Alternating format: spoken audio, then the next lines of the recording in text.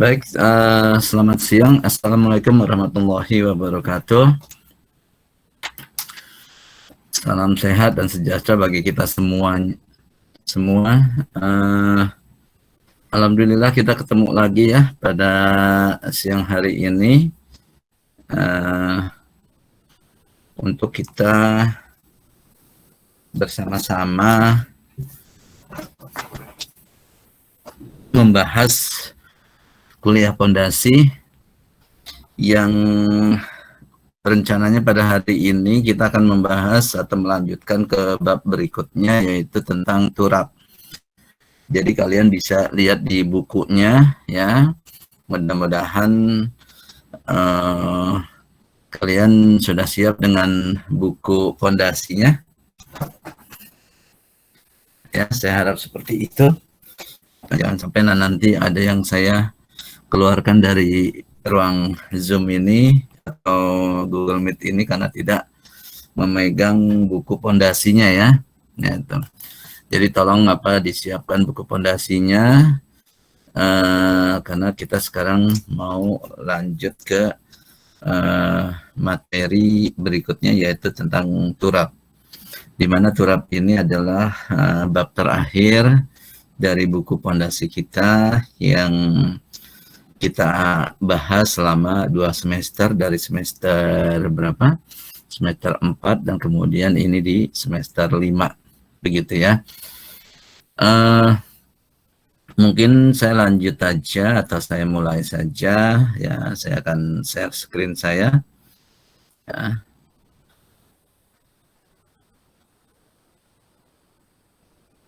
Oke, baik.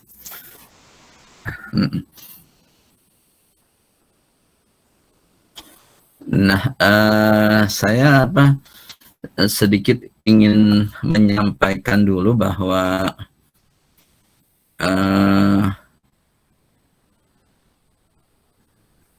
kalian mungkin sudah harus terbiasa ya untuk belajar secara online ya, karena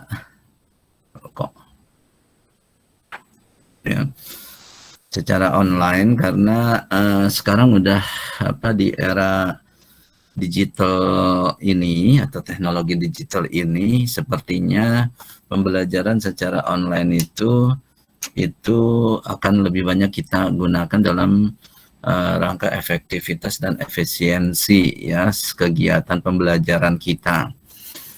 Nah, kita jadi kalian udah harus terbiasa nih ya, sudah harus terbiasa dengan mendengar kuliah secara online ya, walaupun mungkin bagi budaya kita kuliah online ini masih ada yang belum terbiasa karena kalian mungkin maunya secara offline.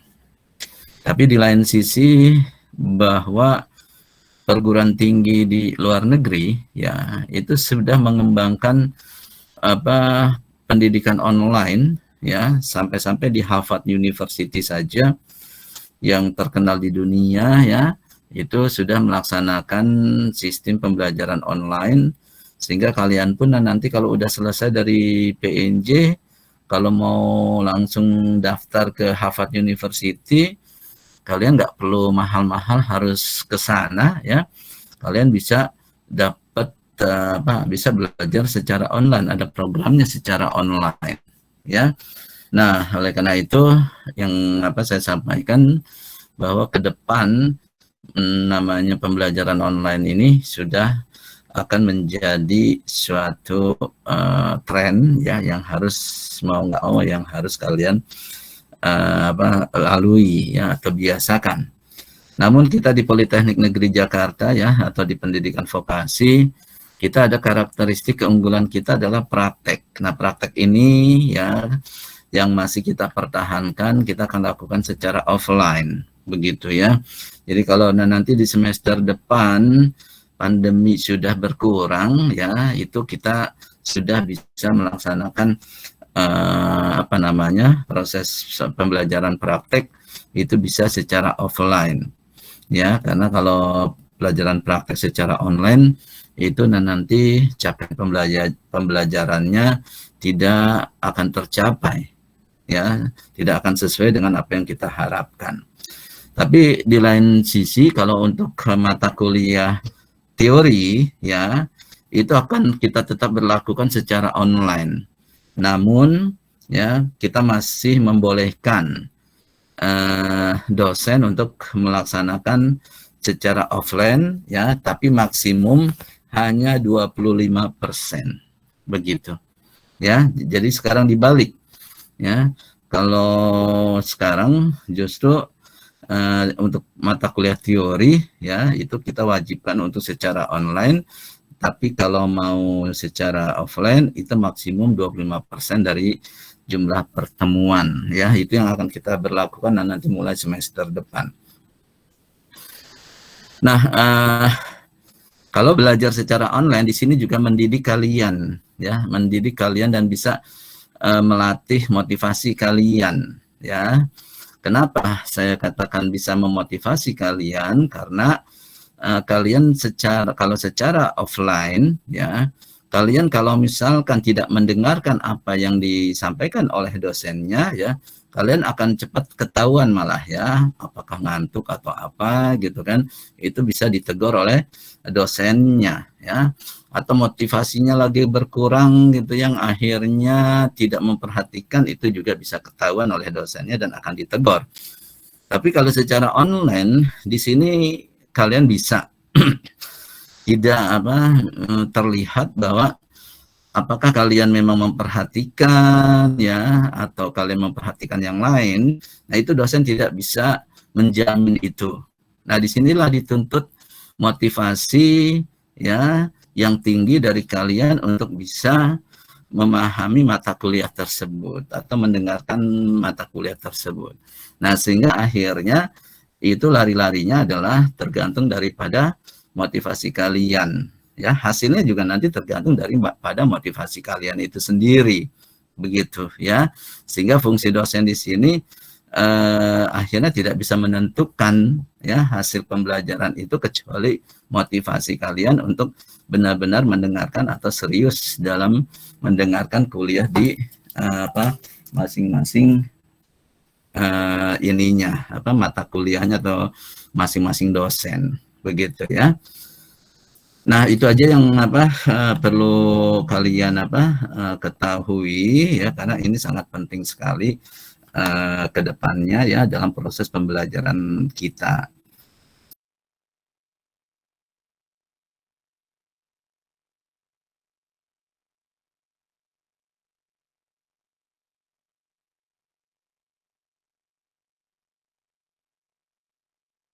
Baik, jadi begitu, ya. Jadi di sini dituntut komitmen dan motivasi kalian, ya, dalam setiap mata kuliah, ya. Apakah kalian memang punya komitmen untuk mendengarkan atau tidak, ya. Nah, itu tergantung dari kalian semua, ya. Nah, demikian. Saya akan lanjut ke materi kita, ya. Itu adalah terkait ini kok muncul. Oke, ya, terkait turap, ya. Nah, terkait turap saya sudah menyinggungnya sepertinya pada saat kita belajar di bab dinding penahan tanah, ya, gitu. Karena fungsi turap dan dinding penahan tanah itu sama, ya, yaitu dia sama-sama menahan beban tekanan tanah, ya. Dalam hal ini adalah tekanan tanah lateral, ya. Nah, saya mau mereview sedikit, ya, makanya saya akan coba presentasikan melalui whiteboard, ya. Ini, ya, sudah bisa dilihat whiteboard yang saya di monitor saya? Sudah, mudah-mudahan sudah, ya. Oke. Nah, jadi saya gambar ulang lagi biar kalian bisa melihat korelasinya antara dinding penahan tanah dengan turap, ya, gitu. Kalau saya gambarkan bahwa oke, kalau misalkan di sini ada turap, ini ya ada turap, ini turapnya ya, turap seperti ini tanahnya ya, ini tanahnya gitu ya. Kemudian di sini ada ini penahan tanah yang bentuknya mungkin seperti ini. Ya, gitu ya. Nah, tempo hari udah kita bahas juga apa perbedaan turap dan dinding penahan tanah ya. Saya nggak perlu ulang lagi ya. Tapi intinya adalah yang pertama adalah bahwa di sini sama-sama baik turap maupun dinding penahan tanah itu sama-sama dia menahan tekanan tanah. Gini ya. Gitu. Nah, tekanan tanah ini adalah tekanan tanah aktif ya. Jadi kalau saya bilang bahwa ini adalah turap, ini adalah dinding penahan tanah ya. Itu. Sekali lagi persamaannya adalah sama-sama menahan tekanan tanah. Dalam hal ini tekanan tanah lateral, tekanan tanah miring ya kan, gitu. Nah, tekanan tanah lateral tersebut dibagi dua ya, dibagi tiga. Ada tekanan tanah pasif, tekanan tanah diam, dan tekanan tanah aktif, kan begitu ya. Nilainya kalau dari besarnya sebenarnya P tekanan tanah aktif itu lebih kecil atau paling kecil bahkan. Nah, dia lebih kecil dari tekanan tanah diam PO. Tapi PO ini juga lebih kecil dari PP ya, tekanan tanah pasif. Tempo hari kita sudah berdiskusi ya. Loh, kenapa kok kalau kita mendesain dinding penahan tanah itu menggunakan nilai PO gitu. Kenapa kita menggunakan nilai PA ya? Padahal ini adalah yang paling kecil. Kenapa nggak kita pakai nilai PP yang besar?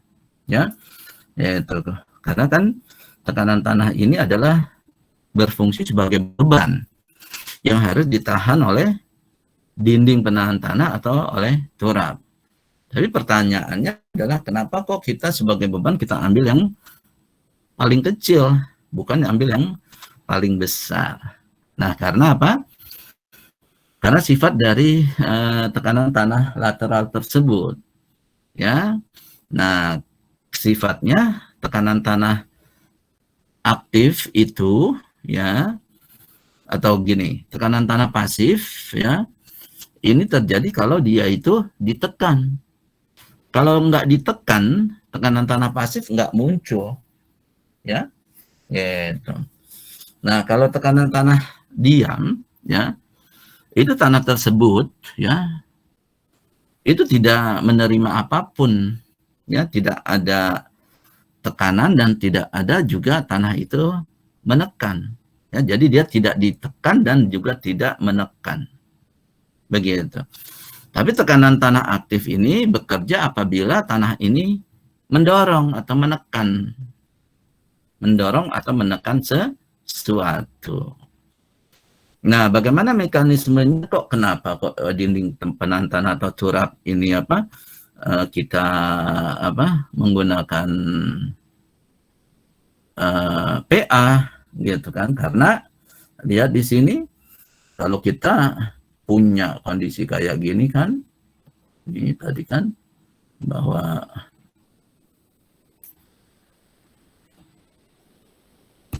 ya,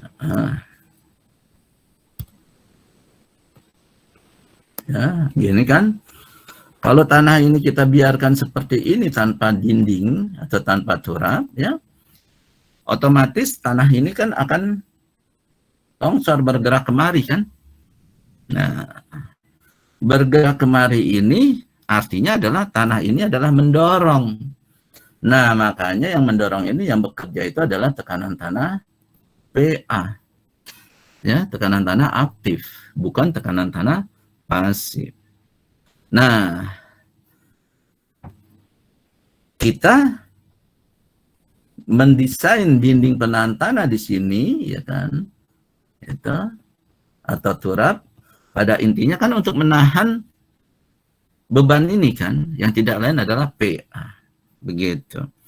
Makanya, ya, nah, PA ini, makanya dinding ini kita desain dengan beban sebesar PA.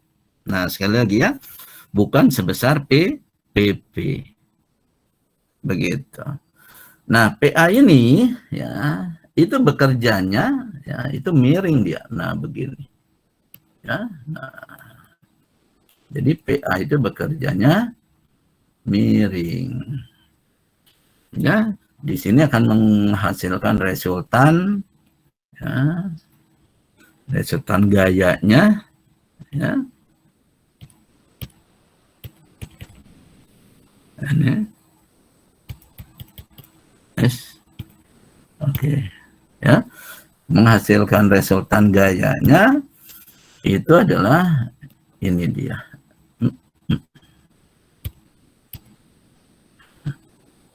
Ini PA gitu. Ya. Nah, karena dia itu miring membentuk suatu sudut ya. Sudut ini misalkan ya. Nah, sudut ini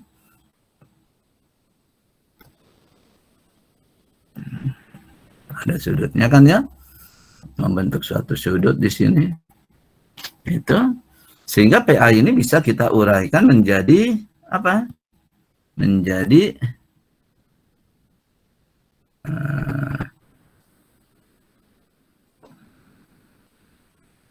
ya, bisa kita uraikan menjadi komponen yang vertikal dan komponen yang horizontal, gitu ya. Ini adalah PA komponen horizontal dan ini adalah PV komponen mana? Ini dia PV PA komponen vertikal. Begitu ya. Nah, rumusnya apa? Rumusnya adalah PAH sama dengan PA kali bukan apa? Cos. Ya. Kalau PA ini adalah PA cos theta. Gini ya. Gitu. Kalau PAV-nya adalah PA kali tangens theta. Begitu. Benar. Atau, nah, kita bisa katakan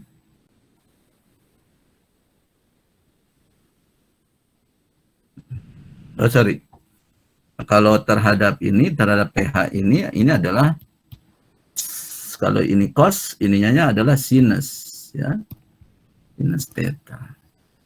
Tapi kalau apa, PAV dibagi PAH, ya, itu sama dengan apa? Tangens theta.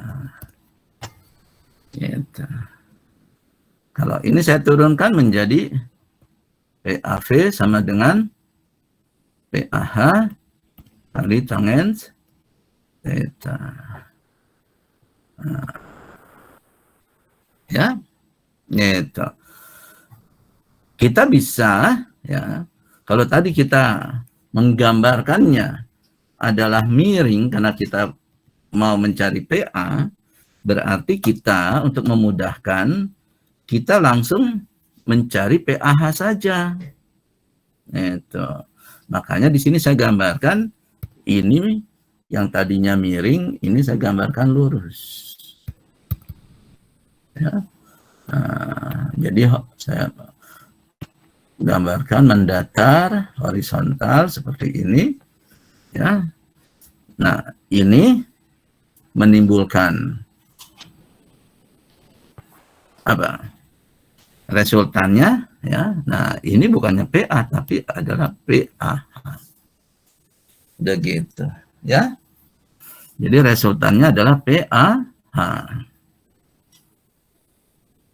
Nah, sekarang padahal kan di tekanan tanah ini bekerja PAH dan PAV, ya kan? Kalau kita menghitungnya PA, kita nggak usah mencari PAH dan PAV, ya. Sudah semuanya masuk di PA. Tapi karena kita mencari PAH, maka kita harus mencari di sini ada PAV, ya. Di sini ada PAV. Nah, kalau PAH sudah diketahui, ya, kita kan bisa mencari dengan pakai rumus ini, yaitu bahwa PAH ya PAV sama dengan PAH kali tangen theta, ya. Nah, sehingga kita dapat PAV, di mana PAV adalah PAH kali tangen theta. Begitu. Nah, untuk mencari PAH-nya ya, itu kan sudah saya berikan di dinding penahan tanah waktu kita review ya. Review tekanan tanah. Jadi baca-baca lagi ya, bagaimana mencari tekanan tanah. Nah, ini artinya di sini ada PAH sama dengan apa? KAH kali gamma kali H. H itu adalah tingginya ini, kan gitu. Gini kan? Tingginya ini. Gitu. Ya. Sehingga kita bisa mencari PAH. PAH ini adalah sama dengan rumus segitiga luasannya. Setengah PAH kali H. Gitu. Ya. Sebentar, saya mohon izin dulu ya. Ada sesuatu sebentar aja.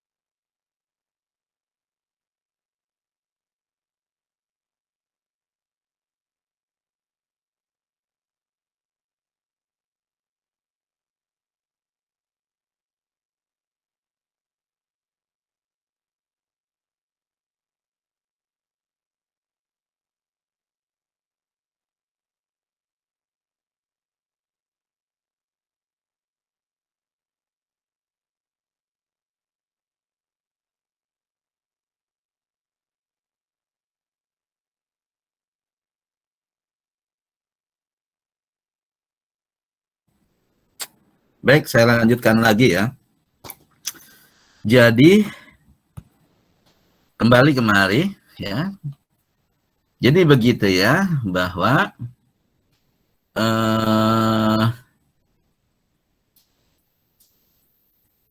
turap ini sama dinding penahan tanah sekali lagi ya, itu menahan tekanan tanah aktif ya gitu.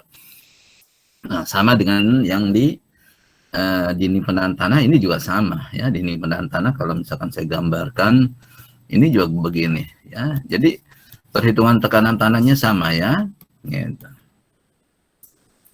Ya. Di sini adalah PAH sama dengan KA kali gamma kali H. Nah, di sini adalah PAH ya sama dengan setengah PAH kali H. Nah, lihat bedanya di mana? Bedanya di mana? Gitu kan? Bedanya adalah pada intinya kita kan di apa? Dalam kontrol stabilitas itu ya, kita kan tujuannya adalah dalam perencanaan itu kan tidak lain cuma ada 3 ya.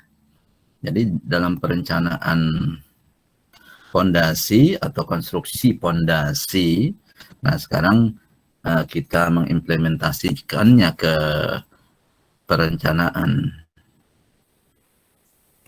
turap ya kan, itu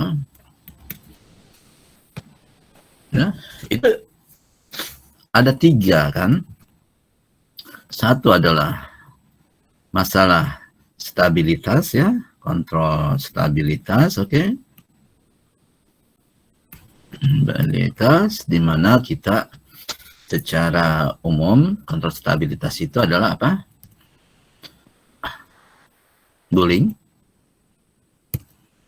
geser, dan daya dukung kan gitu ya. Kedua, masalah penurunan, dan yang ketiga adalah kekuatan struktur. Nah, bagaimana kita mengimplementasikan ketiga prinsip perencanaan konstruksi fondasi ini ya ke turap? Nah, lihat satu-satu di sini. Ya, guling. Guling perlu kita kontrol nggak guling? Nah, kita lihat dulu. Bebannya kita sampaikan, kita ketahui bahwa di sini ada beban yang mendorong ya, mendorong dari kanan ke kiri. Kan gitu ya. Mendorong secara horizontal. Oke. Nah, berarti guling harus kita kontrol. Oke. Ya. Guling harus kita kontrol. Kalau geser, bagaimana geser? Geser, kita kontrol nggak? Iya, geser pun harus kita kontrol. Ya, nah nanti kita lihat. Ya, karena dia ada yang apa? Menahan, mendorong, ya. Kemudian tentunya ada yang menahan, ya. Nah, lihat di sini, guling dulu deh ya. Kalau guling, ya kan, berarti ini bedanya. Kalau waktu kita membahas masalah atau di perencanaan pondasi dinding penahan tanah, kita cek, kita kontrol titik gulingnya kan ada di sini, G. Sehingga ada momen guling akibat PAH ini ya, yang mendorong, yang memutar kemari, momen guling kan itu. Kemudian dari berat pondasi dari berat dinding penahan tanahnya ini ya kan, berarti ada momen ya, momen tahan, ada momen yang menggulingkan dan ada momen yang menahan. Nah, bagaimana mekanismenya kalau diturap? Diturap titik gulingnya tentunya di sini ya, titik gulingnya di sini ya. Itu titik gulingnya di sini. dengan adanya PAH yang mendorong, ya. Nah, tentunya di sini ada momen guling di sini. Kenapa nih? Ya.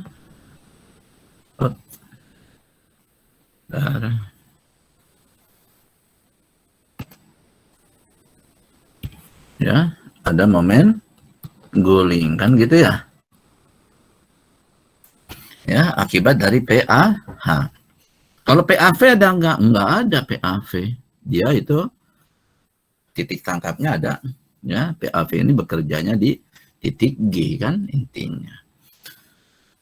Tapi maaf, waktu kita di dinding penahan tanah, di sini PAH, nih PAH, PAV ya maaf, PAV bahkan dia berfungsi sebagai momen tahan PAV ya, gitu.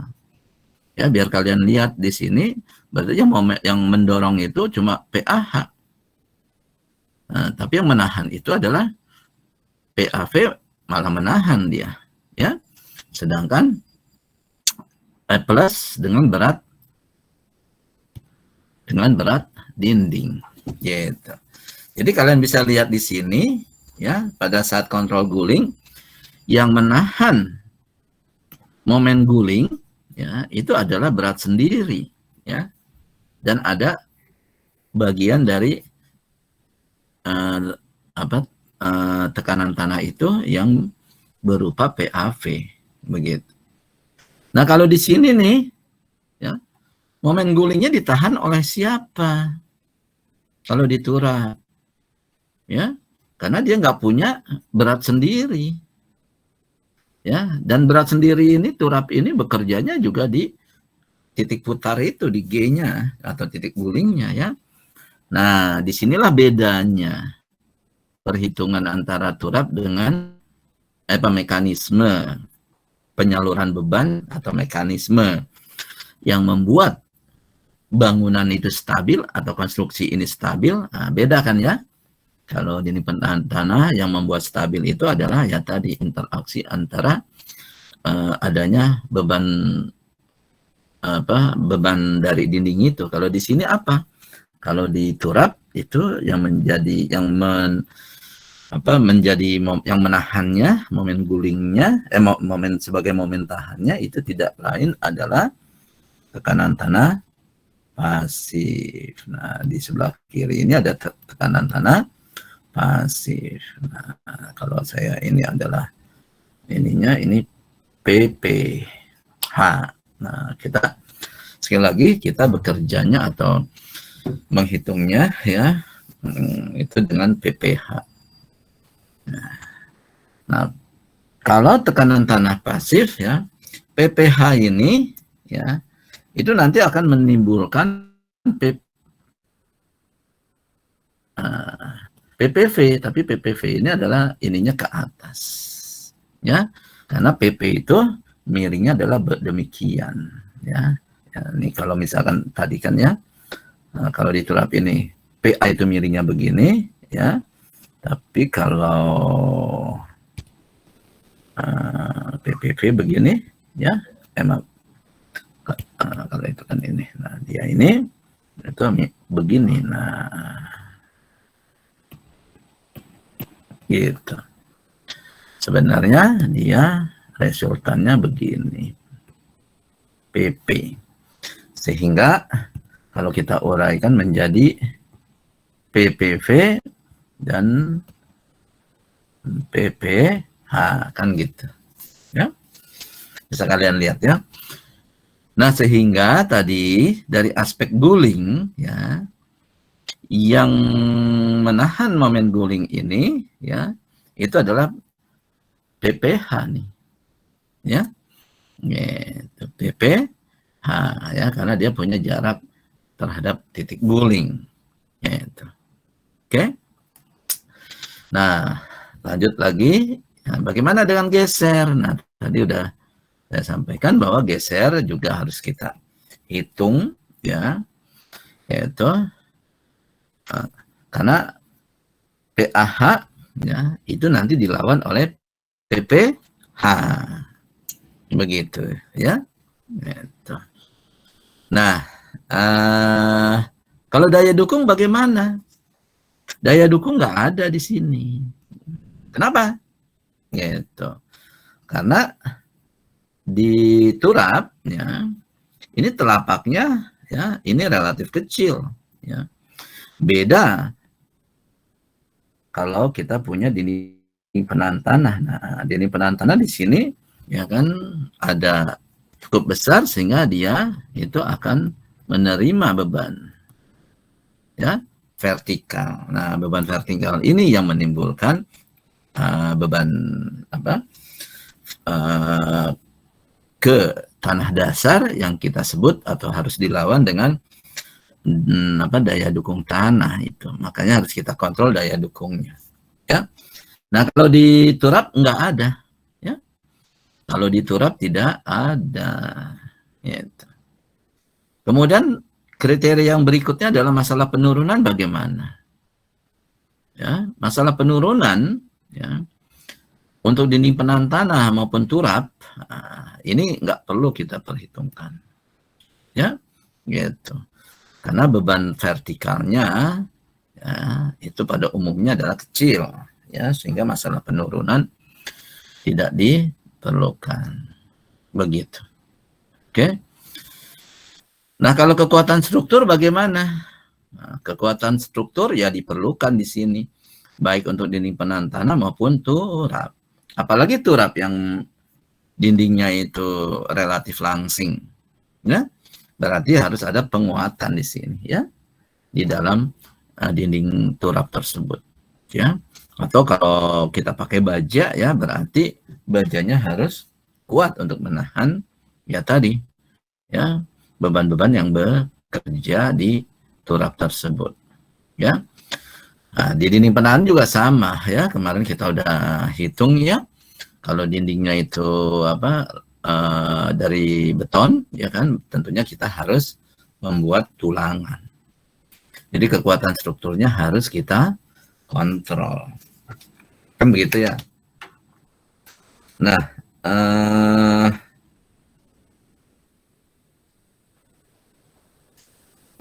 itu. Nah, jadi ini prinsip dari kita menghitung turap, ya. Yaitu, jadi prinsip kita menghitung turap itu adalah ya tadi, bahwa kita harus menghitung tekanan tanah pasif di sini. Ya. Karena tekanan tanah pasif ya pada turap itu sangat-sangat berperan. Begitu ya. Gitu. Nah, ini sebagai apa? Aplikasi ya. Gitu. Kalau di dinding penahan tanah ya begini. Kalau kita membuat dinding penahan tanah seperti ini misalnya ya, kan begini ya, ini ininya misalkan, atau begini ya dinding penahan tanahnya. Oke, ini perhatikan baik-baik ya, apa pembuatannya di lapangan ya, bahwa kalau kita membuat dinding ini, tentunya bagaimana cara kita membuat dinding ini? Itu kan, itu tentunya ya, ini kita harus gali dulu. Kan gini ya, kita gali. Ini juga kita gali. Kan gitu. Tanah di sini ya, ini harus kita keluarkan. Jadi ini harus kita buang. Ya kan? Ini juga harus kita gali ya, kita pindahkan dulu. Kemudian setelah ini akhirnya terbentuklah yang garis biru ini kan, yang garis hijau ini kan bentuknya seperti ini. Baru kita bisa buat konstruksi dindingnya. Nah, setelah konstruksi dinding ini udah jadi, di sini kan kita uruk lagi, ya. Nah, di sini juga kita uruk lagi, begitu. Ya. Dengan kita timbun lagi di sini, nah barulah di sini bekerja yang tekanan tanah aktif tadi. Nah, kalau di sini kita uruk, ya, gitu. Ya. Di sini sebenarnya terjadi tekanan tanah pasif juga, ya. Nah, itu yang saya bilang kemarin, ya, bahwa tanah yang di sini, ya, ini tanah urugan yang ini, ya, sebenarnya dia bisa berperan untuk menahan, ya, sebagai tekanan tanah pasif misalkan.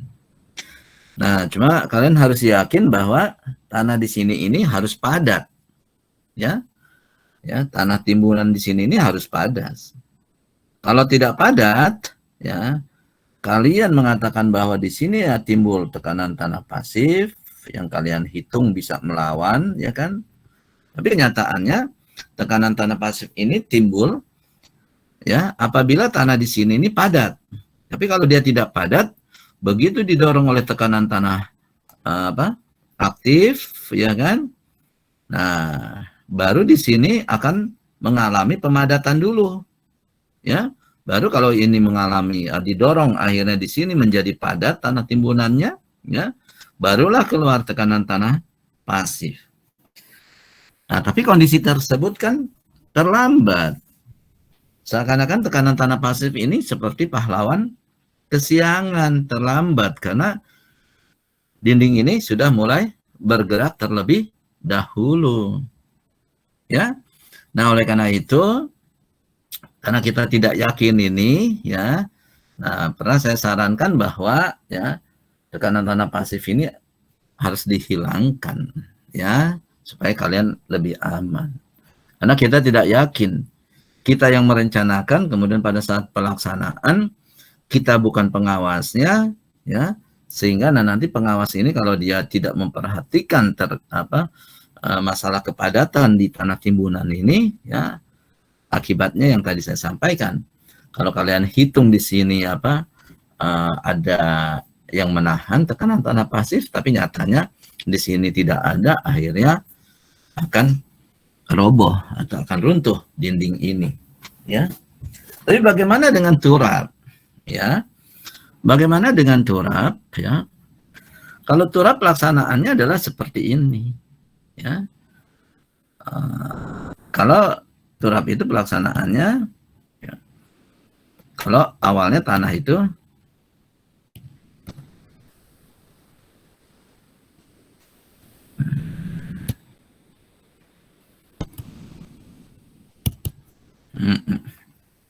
ya, nih.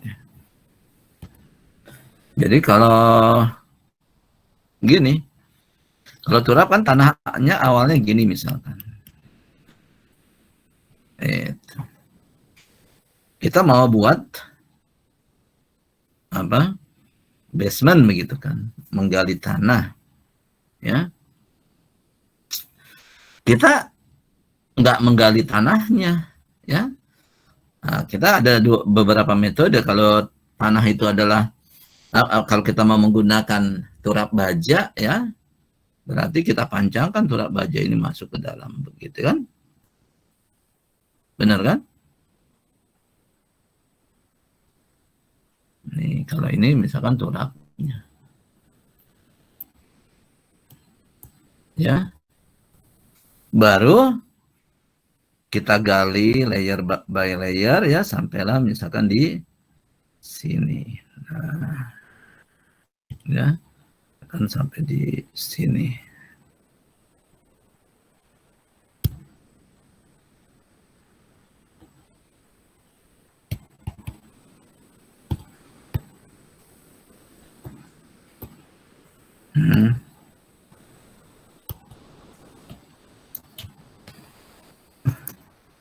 Jadi baterainya bensinnya habis.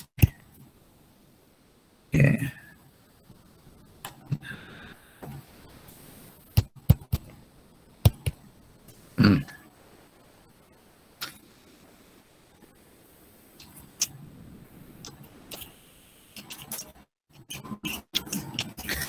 Sebentar, ada gangguan teknisnya.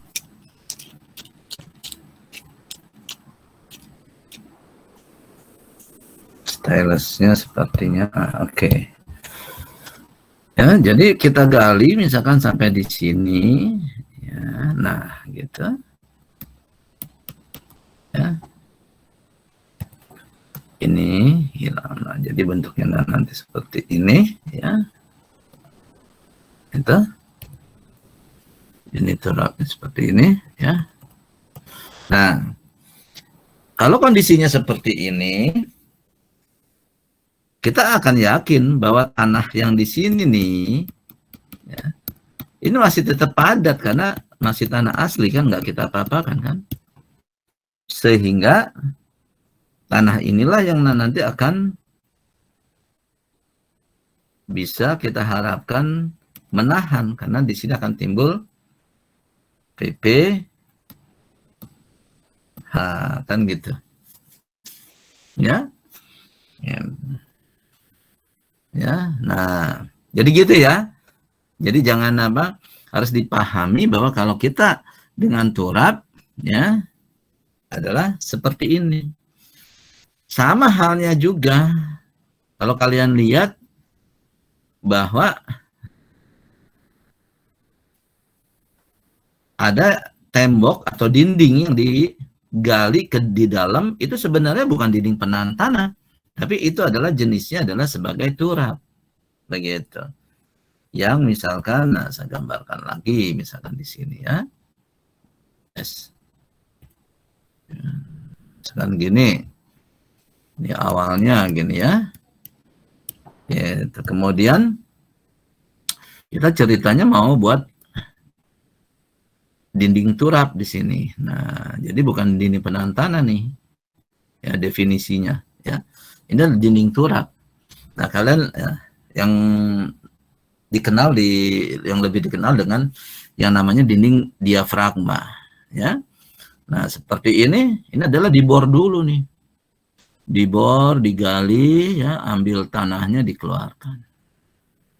Ya, setelah tanahnya dikeluarkan ya. Nah, sehingga dimasukkan tulangan di sini ya. Nah, dimasukkan tulangan. Nah, ini ya. Itu kemudian dicor, jadilah dinding. Ya, begitu udah jadi dinding, baru kita gali tanah yang di sini, layer by layer, sampailah kedalaman sini. Nah, ininya adalah di sini, ya. Gitu. Nah, berarti ini hilang, ya.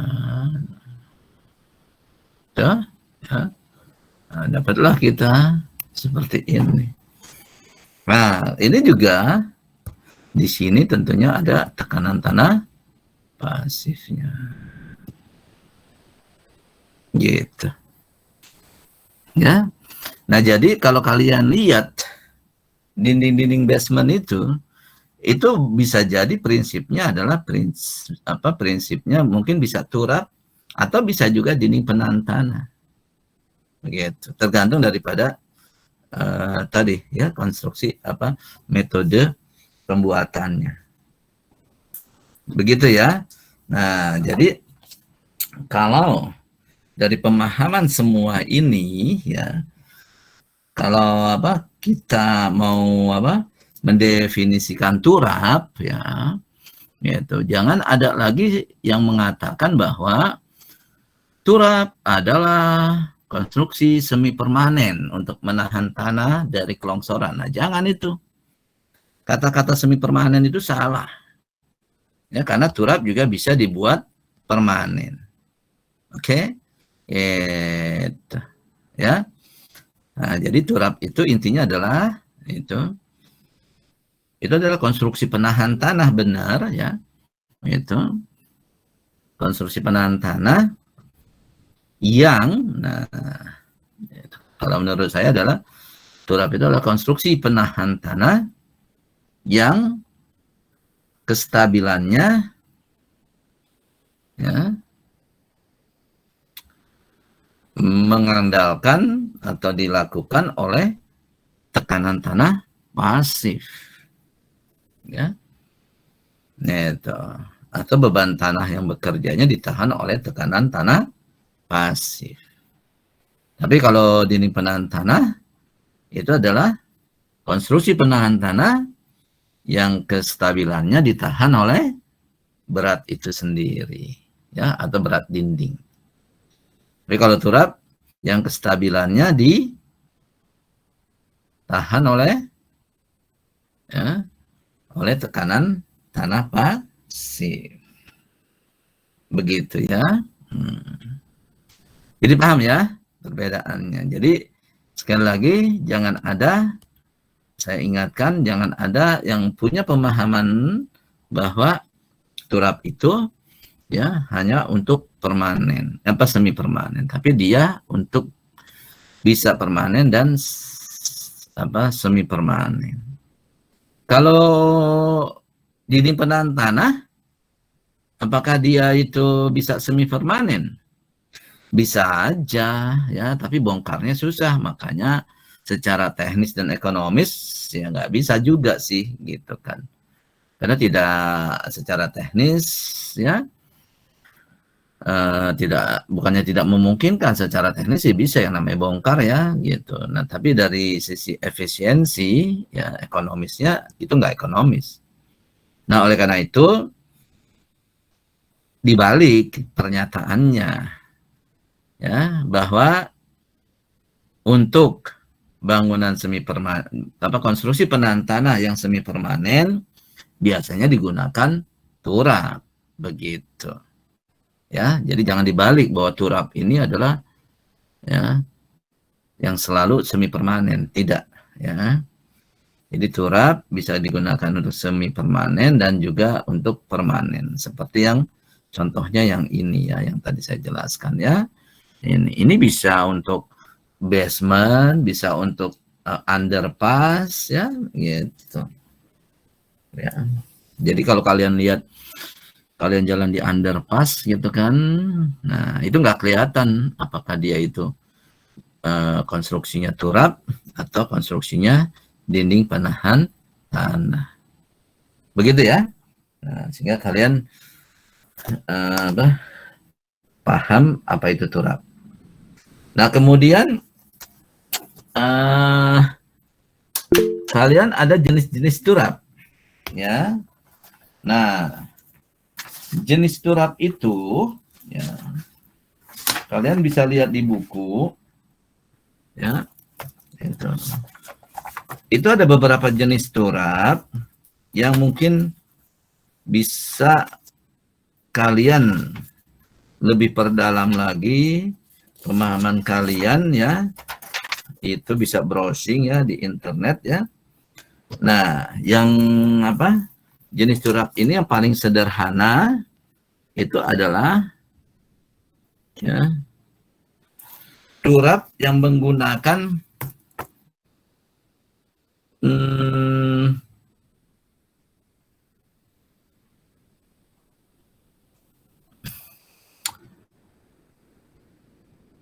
apa namanya, kayu ya, menggunakan kayu ya atau papan turap ya.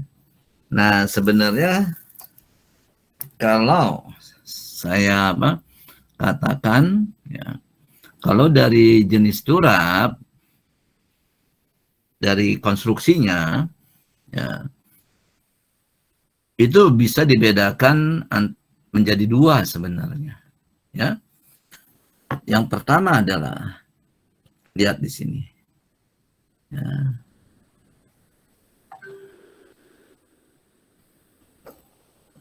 turap yang seperti ini kita tahu ada turap yang ditopang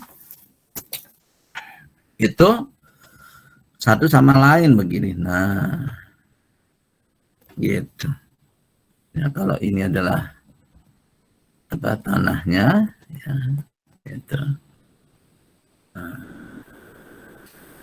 Nah kalau modelnya kayak gini ya, itu pada intinya dia tidak ditopang oleh tekanan tanah pasif nih. Ya. Jadi ini adalah kalau di sini ada tekanan tanah aktifnya, sini tekanan tanah aktifnya, akhirnya disalurkan ya kan oleh penyangga ini sehingga itu diadukan ya, saling menahan. Begitu. Ya. Gitu. Oh, ada tadi ada yang belum tuntas ya. Oh ya, tadi udah ya kekuatan struktur itu. Nah, ya. Nah, di sini ya kalian lihat kekuatan strukturnya yang harus kita hitung bukan hanya turapnya, tapi juga penyangganya ini harus kita hitung juga ini. Nah, gitu ya.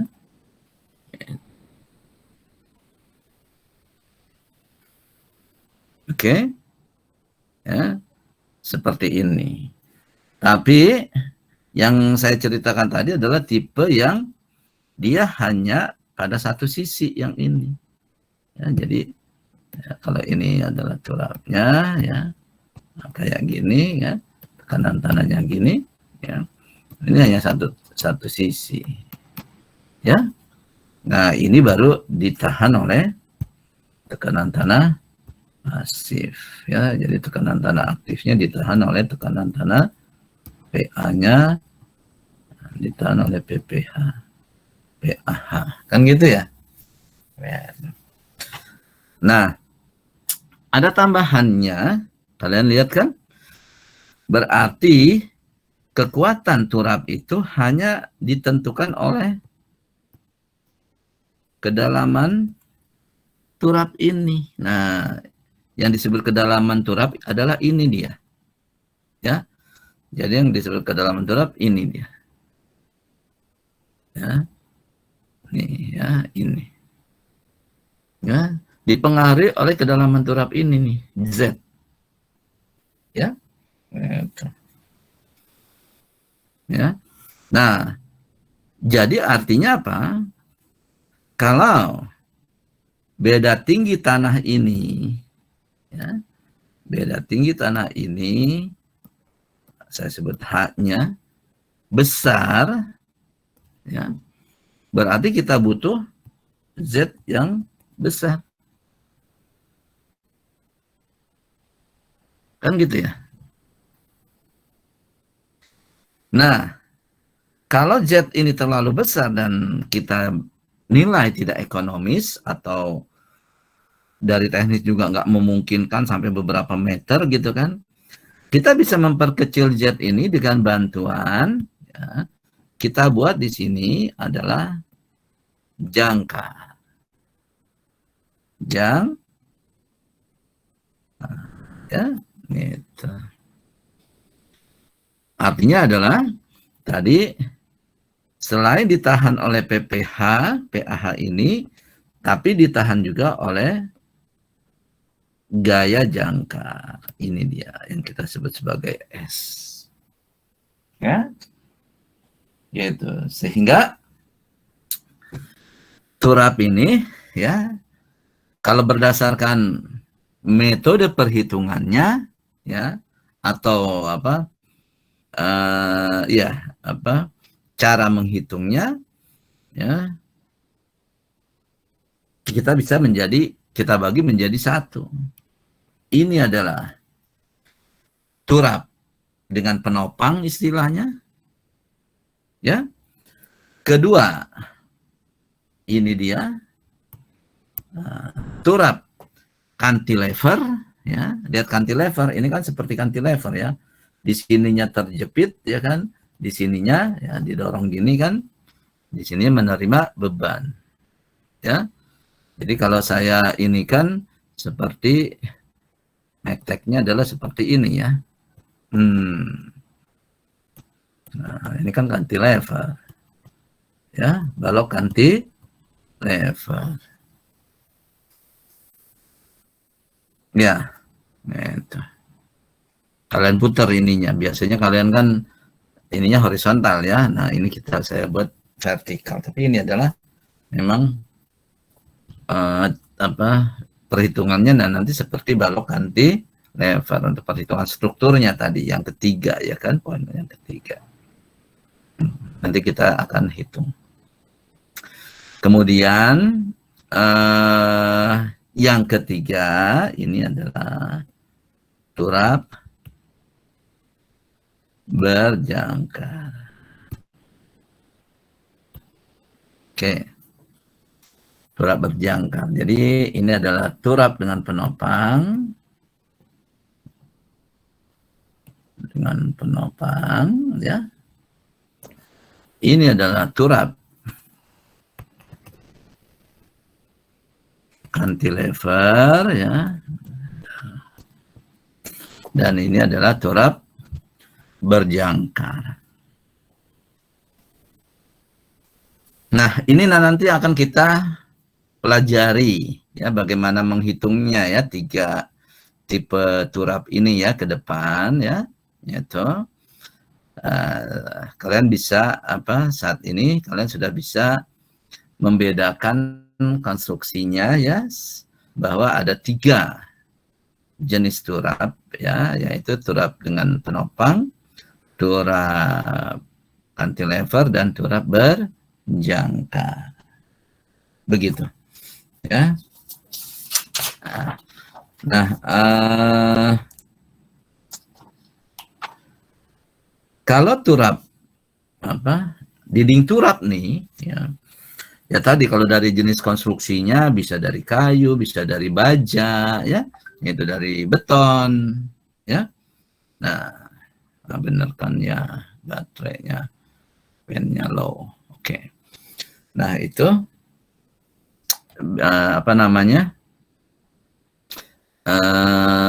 kita bisa menggunakan turap baja, turap beton, dan turap kayu ya. Nah, nanti kita akan perdalam lagi pada saat kita langsung ya menghitung ketiga jenis turap ini.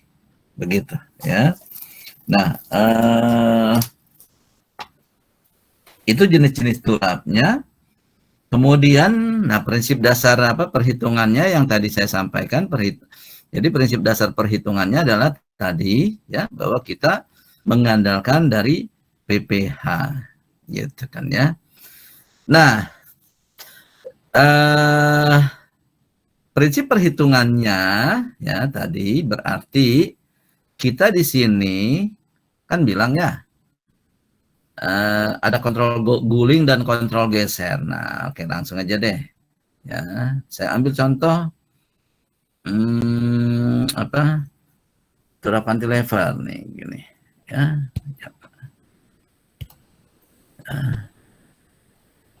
Nah, turap cantilever gini ya.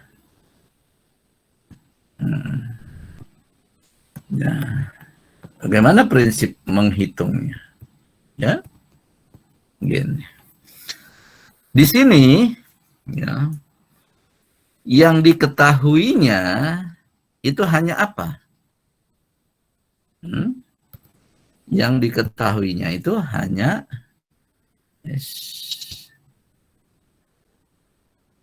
ketinggian ini ya, hanya beda tinggi permukaan tanah ya kan, yang harus kita cover supaya dia tidak longsor oleh turap kita ini. Oke. Nah, lalu apa yang kita hitung? Tentunya ini dia. Ini tentunya adalah Z. Kedalaman kan? Nah, menghitung Z ini ya. Z ini diperlukan untuk apa? Supaya apa? Supaya terjamin ya guling ya, supaya tidak berguling dan tidak bergeser kan gitu ya. Karena apa? Karena di sini ada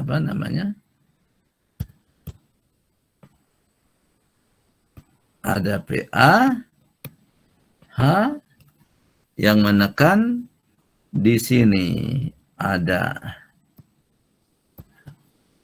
PPV EPPH, ya, ini adalah PPH, kan gitu ya, yang menahan. Nah, ini ya, itu kita harus kontrol, ya, berapa Z-nya ini supaya keduanya ini ya bisa ya tidak berguling dan tidak bergeser, jadi saling menahan, begitu kan, dipengaruhi berapa besarnya Z. Nah, itu yang kita hitung. Jadi nilai Z ini kita akan cari berdasarkan apa? Ya kan, kriteria kontrol guling ya, dan kontrol geser. Gitu. Nah, nanti kita bagaimana kok apa? Intinya kita harus mengontrol supaya FK gulingnya dan FK gesernya itu terpenuhi dengan Z berapa, kan gitu. Beda dengan dinding penahan tanah nih. Ya. Kalau dinding penahan tanah ya, ini ya, kita kan kontrol FK-nya karena semuanya sudah terpenuhi, berat tanahnya apa, berat dinding ini kan dimensinya kan sudah diketahui. Jadi W-nya yang menahannya sudah ketahuan ya, sehingga kita langsung bisa mengontrol ya. Nah, jadi paham bedanya ya. Kalau di sini, kalau dinding penahan tanah langsung FK guling berapa, lebih besar nggak dari FK guling yang diizinkan ya, FK gesernya berapa dan FK daya dukungnya berapa ya. Tapi kalau turap enggak ya, nanti kita tentukan saya mau faktor keamanan gulingnya sekian, faktor keamanan geser sekian, sehingga berapa Z-nya, begitu. Paham ya? Jadi yang ditanya atau dicari ya, ya, yang dicari itu adalah yang pertama apa? Z gitu, atau kedalaman turap gitu ya. Nah, yang kedua apa? Nah, ini kan kita balik lagi kembali, kekuatan struktur. Nah, untuk mengontrol kekuatan struktur adalah ya kita ya kan, itu adalah tadi dimensi dari turapnya, kan gitu ya. Kalau itu baja ya, gitu. Jadi dimensi turap ya, dimensi dinding turap kita unjuknya. Dimensi dinding turap.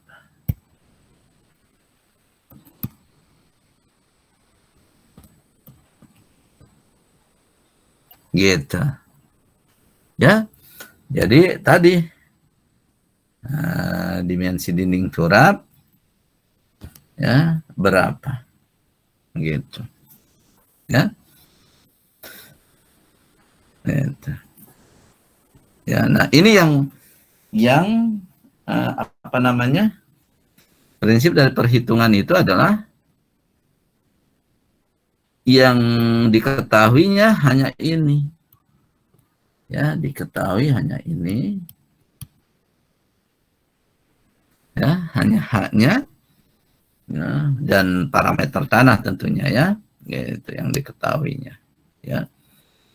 Gitu. Nah, dicarinya adalah Z. Ya. Nah, jadi bukannya yang dicarinya FK guling, FK geser, dan FK daya dukung ya, seperti di dinding penahan tanah, tapi adalah di sini ya. Itu. Kalau di turap adalah yang dicarinya Z ya, kedalaman turap dan juga di dimensi dinding turap ya. Itu. Tapi ada tambahan ya. Kalau kita menggunakan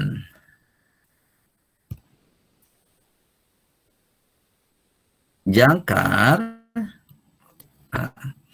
kita harus mencari gaya jangkar S, ya. Berarti di sini ada tambahan untuk turap berjangkar, ada gaya jangkar. Gaya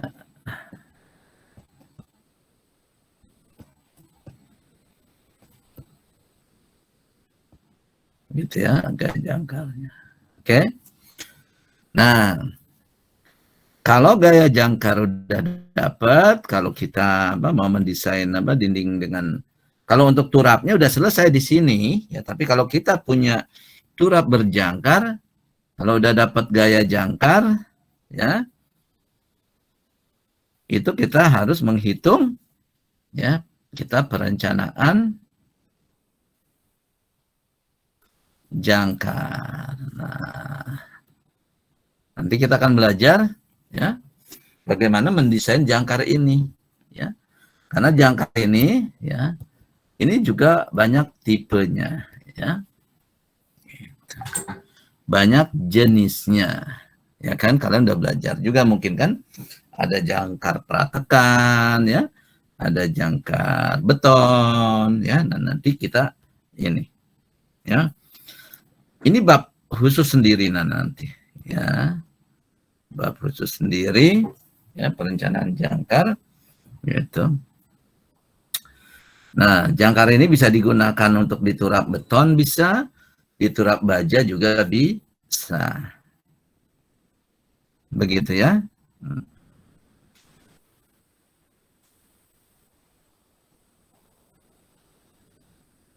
Oke, ada yang ingin ditanyakan sampai di sini? Silakan. Ya, ini adalah prinsip dasar untuk menghitung turap adalah seperti itu ya. Dan saya menganalogikan atau mengcompare ya dengan dinding penahan tanah agar kalian lebih bisa memahami, karena pada prinsipnya dinding penahan tanah udah saya berikan dan kalian saya harap sudah memahaminya ya, sehingga dengan pemahaman dinding penahan tanah itu ya, kemudian saya jelaskan turap ya, sehingga kalian akan lebih memahami, oh kalau turap ini bedanya seperti ini ya gitu. Sehingga nanti minggu depan kita akan lanjutkan dengan menghitung bagaimana kita merencanakan ini dia turap dengan penopang, kemudian turap berjangkar ya, dan turap turap cantilever ya, kemudian baru yang terakhir turap jangkar, dan nanti kita akan lanjutkan bagaimana kita merencanakan jangkarnya. Begitu. Oke, kira-kira ada yang ingin ditanyakan dari apa yang saya sampaikan tadi? Kalau memang masih ada yang kurang jelas ya, bisa silakan ditanyakan.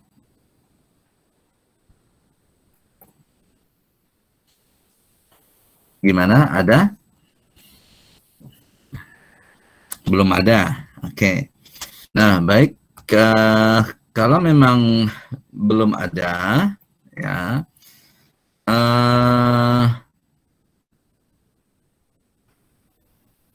kalian bisa baca-baca lagi ya, itu di buku kita ya, buku pegangannya ya, itu ada mulai dari halaman 217 ya, itu ya banyak itu ya, sampai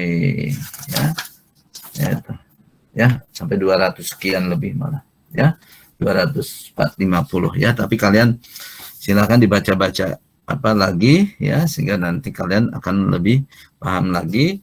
Nah, walaupun di mana nanti kalau untuk perhitungannya ya, itu kita akan pelajari mulai minggu depan ya, begitu, mulai minggu depan. Baik, kalau tidak ada pertanyaan ya, saya ingin memberi tugas mandiri kalian ya, seperti yang saya sampaikan ya, waktu yang masih tersisa ya, itu bisa kalian alokasikan untuk mengerjakan tugas mandirinya, di mana untuk pertemuan kita kali ini ya, tugas mandirinya saya minta kalian untuk membuat makalah ya atau artikel ya tentang turap ya, gitu. Silakan bebas ya, kalian ambil dari literatur manapun ya, kalian buat makalahnya, dan nggak perlu panjang-panjang ya. Jadi tulisan makalahnya diketik ya dengan 1,5 spasi ya, dengan huruf Times Roman 12 ya. Maksimum ya itu 5 halaman maksimum. Minimumnya itu 1 halaman ya, jadi boleh 2, 3 atau bahkan 4 atau 5 ya, gitu. Tapi saya harap jangan lebih dari 5 ya, gitu, karena saya juga nggak mau beratkan kalian, dan juga kalian juga jangan harus lebih ringkas lagi ya, ringkas dan jelas seperti itu. Nanti itu bisa kalian upload ya di e-learning, sudah ada menunya ya, kalian upload ya. Tugas ini individu dan hukumnya sunnah ya, boleh kalian nggak kumpulkan juga boleh, tapi kalian kumpulkan, ini jadi penambah nilai kalian nanti ya. Dan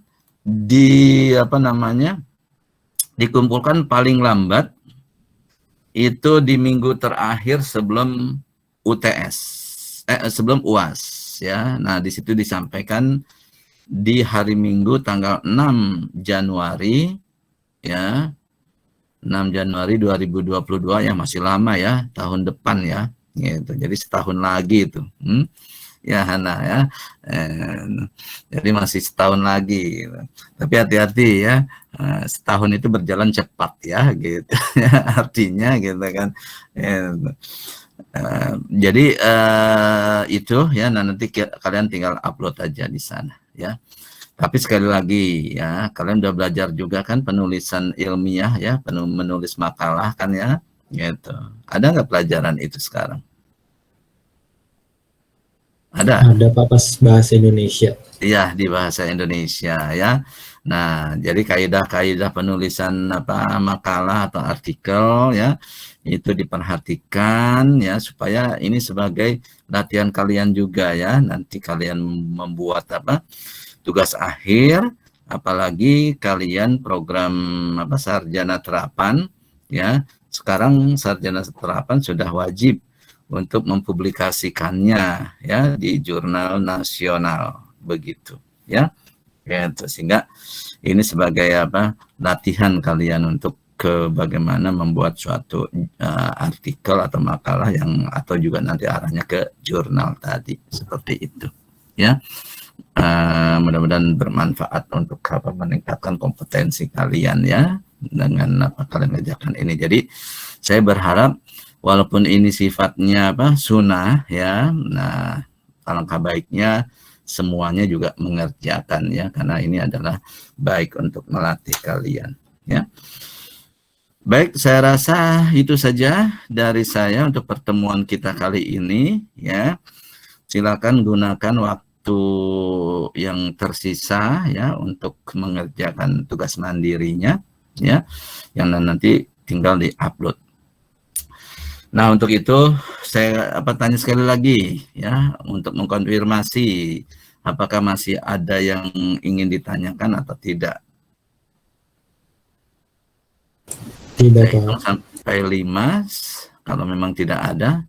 1, 2, 3, 4, 5. Baik, nampaknya sudah jelas semuanya ya. Nanti tinggal lebih dipahami lagi dengan membaca bukunya ya. Kalau gitu saya mohon izin untuk semuanya dibuka kameranya ya. berikan pose terbaiknya dan senyumnya ya. Saya mau dokumentasikan ya. Oke, kalau masih ada yang belum dibuka, silakan dibuka kameranya ya. Abdul Malik, Mestiana, Muhammad Zahid, silakan. Kafia, oke. Baik, saya itu sampai 3 ya, 1, 2, sebentar, ini ada ini nih, oke.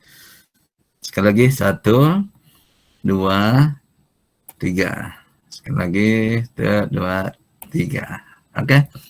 Baik, terima kasih semuanya. Salam sehat dan ketemu lagi minggu depan. Assalamualaikum warahmatullahi wabarakatuh. Selamat sore semuanya. Waalaikumsalam. Terima kasih Pak. Terima kasih Pak. Baik. Terima kasih Pak. Ya.